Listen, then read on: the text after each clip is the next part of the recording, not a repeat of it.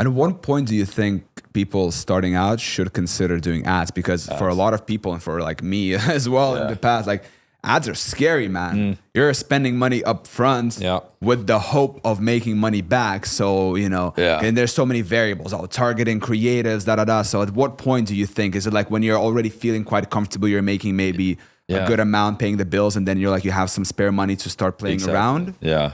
I think like it depends like in your situation. Like you must have like some spare money. Like you can't do those like if you are just making a little bit. Yeah.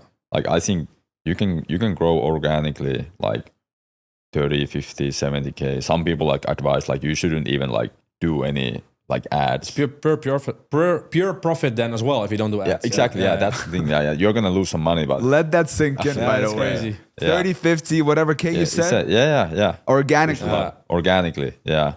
It's really powerful if you'll just learn the like principles. But I look at it this way. So if you wanna grow faster, you just spend more on ads. Yeah, exactly. But your profit goes down. Profit goes down, yeah. Mm-hmm.